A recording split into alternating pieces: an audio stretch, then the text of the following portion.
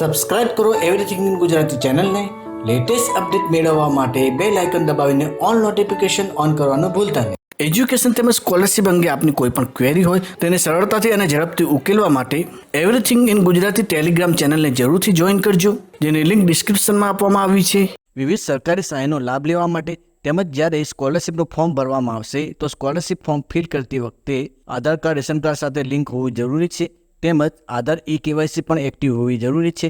તમે પોતાની જાતે મોબાઈલનો ઉપયોગ કરીને આધાર કાર્ડને રેશન કાર્ડ સાથે કઈ રીતે લિંક કરી શકશો તેમજ આધાર KYCની પ્રક્રિયા કઈ રીતે કરી શકશો તે અંગેની કમ્પ્લીટ માહિતી જાણવા માટે આ વિડીયોનો એક પણ પોઈન્ટ સ્કીપ કર્યા વગર અંત સુધી વોચ કરતા રહેજો.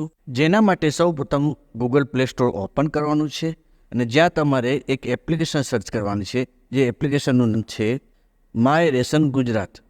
તમે જ્યારે માય રેશન ગુજરાત ટાઈપ કરશો તો મિત્રો અહીંયા તમે માય રેશન કહીને એક એપ્લિકેશન જોઈ શકશો, જે એપ્લિકેશન ઓલરેડી મેં મારા ડિવાઇસમાં ઇન્સ્ટોલ કરેલી છે, જેથી હું અહીંયા એ એપ્લિકેશનને ઓપન કરું. જ્યારે એપ્લિકેશનને ઓપન કરશો તો સૌ પ્રથમ તમારે રજિસ્ટ્રેશન કરવાનું છે. રજિસ્ટ્રેશન કરવા માટે ન્યૂ યુઝર કહીને તમે જે ઓપ્શન જોઈ શકો છો તે ઓપ્શન પર ટચ કરવાનું છે. ત્યાર પછી તમારે પૂરું નામ એટલે કે રેશન કાર્ડની અંદર કોઈ પણ એક વ્યક્તિનું પૂરું નામ રેશન કાર્ડ મુજબ એન્ટર કરવાનું છે અને ત્યાર પછી મોબાઈલ નંબર એન્ટર કરવાનું છે અને ત્યાર પછી વેરીફાઈ મોબાઈલ નંબર પર ટચ કરવાનું છે. Mobile verification code generated. ત્યાર પછી રજિસ્ટર કરેલ મોબાઈલ નંબર પર OTP આવશે, જે OTP તમારે વેરિફિકેશન કોડમાં એન્ટર કરવાનું છે અને ત્યાર પછી રજિસ્ટર મી બટન પર ક્લિક કરવાનું છે. તમે જ્યારે રજિસ્ટર મી બટન પર ક્લિક કરશો તો તમારું રજિસ્ટ્રેશન સક્સેસફુલી થઈ જશે. ત્યાર પછી તમે લોગિન સ્ક્રીન પર આવી જશો, જ્યાં તમે જે મોબાઈલ રજિસ્ટર કરાવ્યું છે તે રજિસ્ટર મોબાઈલ નંબર એન્ટર કરવાનું છે અને ત્યાર પછી સેન્ડ OTP ઓપ્શન પર ક્લિક કરવાનું છે. OTP generated on your mobile no. ફરીથી એક OTP આવશે, જે OTP તમારે OTP બોક્સમાં એન્ટર કરવાનું છે. OTP એન્ટર કર્યા પછી વેરીફાઈ બટન પર તમારે ટચ કરવાનું રહેશે. સક્સેસ. ત્યાર પછી મિત્રો એક હોમ પેજ ઓપન થશે. હોમ સ્ક્રીન ઓપન થઈ ગયા પછી તમારે સૌપ્રથમ રેશન કાર્ડને લિંક કરવાનું છે, જેના માટે તમે સ્ક્રીનને સ્ક્રોલ કરીને નીચે આવશો તો પ્રોફાઇલ કરીને તમે એક ઓપ્શન જોઈ શકશો, જે ઓપ્શન પર તમારે ટચ કરવાનું છે. જ્યાં તમે લિંક યોર રેશન કાર્ડ કહીને ઓપ્શન જોઈ શકો છો, જે ઓપ્શન પર તમારે ટચ કરવાનું છે. ત્યાર પછી રેશન કાર્ડ નંબર એન્ટર કરવાનું છે અને તમારા આધાર કાર્ડના છેલ્લા જે 4 અંક છે તે 4 અંક એન્ટર કરવાના છે. ત્યાર પછી link your ration card button પર ટચ કરવાનું છે. ત્યાર પછી એક બીજી સ્ક્રીન ઓપન થશે, જ્યાં તમારો રેશન કાર્ડ નંબર તેમજ આધાર કાર્ડ નંબર જોવા મળશે અને સ્ક્રીનની નીચે આઈ એક્સેપ્ટ ધ કન્સેન્ટ કહીને તમે એક ચેકબોક્સ જોઈ શકો છો, જે ચેકબોક્સ પર તમારે ટચ કરવાનું છે અને ત્યાર પછી જનરેટ આધાર OTP બટન પર ટચ કરવાનું છે. તમે જ્યારે જનરેટ આધાર OTP બટન પર ટચ કરશો તો તમારો આધાર કાર્ડ જે મોબાઈલ નંબર સાથે લિંક હશે તે મોબાઈલ નંબર પર એક OTP આવશે, જે OTP તમારે વેરીફાઈ OTP બોક્સમાં એન્ટર કરવાનું છે અને ત્યાર પછી વેરીફાઈ OTP બટન પર ટચ કરવાનું છે. Ration card link successfully. You can update details now. તો આ પદ્ધતિથી તમારું આધાર કાર્ડ રેશન કાર્ડ સાથે લિંક થઈ જશે. આધાર કાર્ડ રેશન કાર્ડ સાથે લિંક થઈ ગયા પછી આધાર KYCની પ્રોસેસ કરવાની છે, જેના માટે તમે હોમ સ્ક્રીન પર આધાર KYC કહીને એક લિંક જોઈ શકો છો, જે લિંક પર તમારે જસ્ટ ટચ કરવાનું છે. તમે જ્યારે ટચ કરશો તો બીજી સ્ક્રીન ઓપન થશે, જ્યાં સૌ પ્રથમ તમારે Aadhaar face ID application Google play સ્ટોરમાંથી ડાઉનલોડ કરવાની છે. જેના માટે પ્લે સ્ટોર ઓપન કરવાનું છે અને પ્લે સ્ટોરમાં તમારે સર્ચ બોક્સમાં આધાર ફેસ ID ટાઈપ કરવાનું છે અને એપ્લિકેશન સર્ચ કરવાની છે. મેં અહીંયા ઓલરેડી આધાર ફેસ ID એપ્લિકેશન ઇન્સ્ટોલ કરેલી છે, જેથી અહીંયા ઇન્સ્ટોલ બટન આવે છે. તમારે પણ આ એપ્લિકેશનને ઇન્સ્ટોલ કરી લેવાની છે.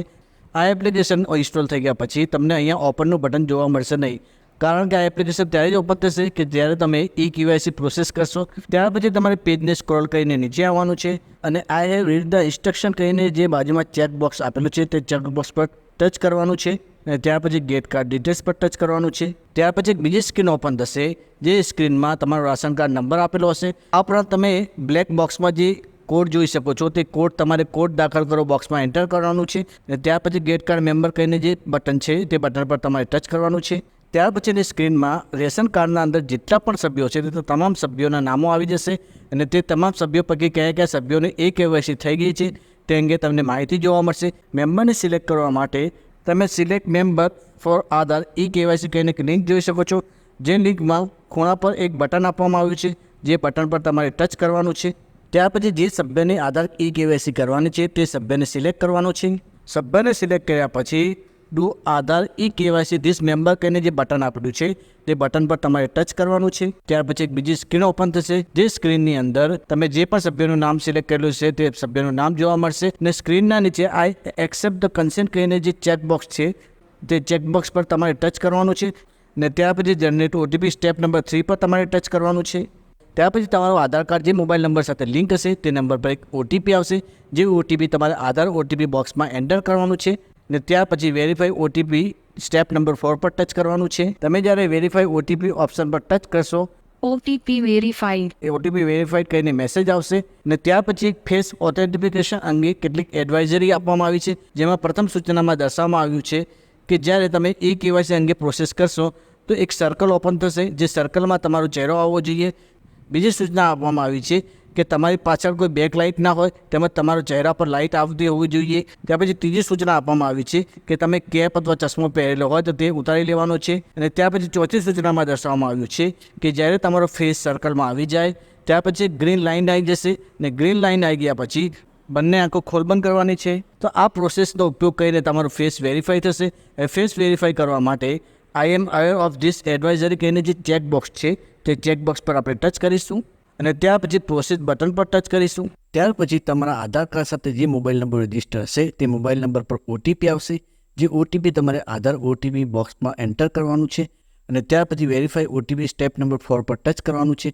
તમે જ્યારે વેરીફાઈ ઓટીપી સ્ટેપ નંબર 4 પર ટચ કરશો તો તમારા મોબાઈલના આગળનો કેમેરો એક સર્કલમાં ઓપન થશે. જે સર્કલમાં તમારે તમારો ફેસ લાવવાનો છે. તમે જ્યારે તમારો ફેસ લાવશો તો તમારો ફેસ પ્રથમ ડિટેક્ટ થશે અને જ્યારે ફેસ ડિટેક્ટ થશે તો ગ્રીન સર્કલ આવી જશે. જ્યારે ગ્રીન સર્કલ આવી જાય ત્યારે તમારે તમારી બંને આંખો એક કરતાં વધુ વખત ખોલ બંધ કરવાની છે. જ્યારે આ પ્રોસેસ કમ્પ્લીટ થઈ જશે તો ફેસ કેપ્ચર સક્સેસફુલી કહીને એક મેસેજ આવી જશે અને ત્યાર પછી તમારે આધાર કાર્ડની તમામ ડિટેલ્સ તમને જોવા મળશે. તમારી આધાર કાર્ડની માહિતી ચેક કર્યા પછી એક ચેકબોક્સ આપવામાં આવ્યું છે. જે ચેકબોક્સ પર તમારે ટચ કરવાનું છે અને ત્યાર પછી સેન્ડ ડિટેલ્સ ફોર અપ્રુવલ કરીને બટન આપેલું છે. જે બટન પર તમારે ટચ કરવાનું છે.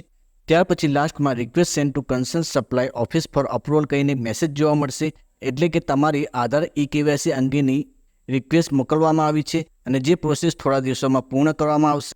તો મિત્રો આ પ્રોસેસનો ઉપયોગ કરીને તમે આધાર કાર્ડને રેશન કાર્ડ સાથે લિંક કરી શકશો તેમજ આધાર e-KYC અંગે પણ પ્રોસેસ કરી શકશો. જો મિત્રો અંગ્રેજી બોલવા માટે મૂળભૂત પાયા સમાપ્ત તમામ ટેસ્ટથી સરળ ભાષામાં શીખવા હોય તો તે તમામ વિડીયો એઝ અ પ્લેલિસ્ટ સ્વરૂપે તમે સ્ક્રીન પર જોઈ શકો છો. તે જ પ્રમાણે ડિજિટલ ગુજરાત સ્કોલરશિપ પોર્ટલ પર કઈ રીતે ફોર્મ ભરવું, કયા કયા ડોક્યુમેન્ટની જરૂર પડશે તેમજ તે અંગેના અન્ય ઉપયોગી વિડીયો એઝ અ પ્લેલિસ્ટ સ્વરૂપે તમે સ્ક્રીન પર જોઈ શકો છો. તેમજ SSC અને HSC ના વિદ્યાર્થીઓ માટે પણ ખૂબ જ ઉપયોગી એવા વિડીયોની પ્લેલિસ્ટ તેમજ કમ્પ્યુટર અને IT ને લગતા વિડીયોની પ્લેલિસ્ટ પણ ડિસ્ક્રિપ્શનમાં આપવામાં આવી છે.